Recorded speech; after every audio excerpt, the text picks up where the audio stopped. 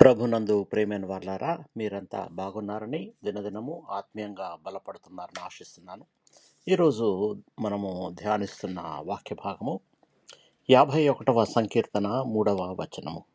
నా దోషము పోవునట్లు నన్ను బాగుగా కడుగుము, నా పాపము పోవునట్లు నన్ను పవిత్రపరచుము. ఈ వాక్యం దావీదు యొక్క హృదయాంతరంగం నుంచి వచ్చిన ఒక ప్రార్థన.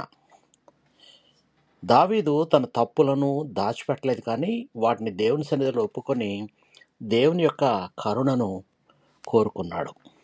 పాపం మనల్ని భారంగా చేస్తుంది, మన అంతరాత్మను కలుషితం చేస్తుంది. కానీ దేవుని కృప చాలా శక్తిగలది.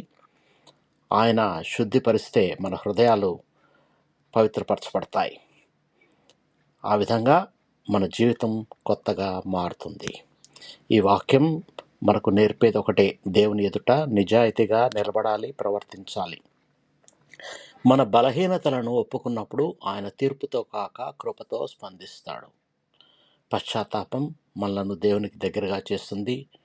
శుద్ధ మనసు ఆశతో ముందుకు నడిపిస్తుంది. అందుకే ప్రతిరోజు మన హృదయాలను ఆయన చేతిలో పెట్టి పరీక్షించుకోవాలి. ప్రార్థన చేసుకుందాం. ప్రేమగల ప్రియ పరలోకపు తండ్రి, మా జీవితాల్లో చేసిన దోషాలను మేము నీ ఎదుట వినయంగా ఒప్పుకుంటున్నాము.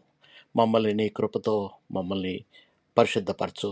నీ పరిశుద్ధ రక్తంతో మమ్మల్ని పవిత్రపరచు. మా హృదయాలను శుభ్రపరిచి నూతన ఆత్మను మాలో నింపుము. నీ చిత్తానికి అనుగుణంగా జీవించే బలాన్ని మాకు దయచేయమని మా ప్రభువును మీ ప్రియకుమారుడైన యేసుక్రీస్తు నామములో ప్రార్థించి వేడుకొనుచున్నాము తండ్రి. ఆమేన్.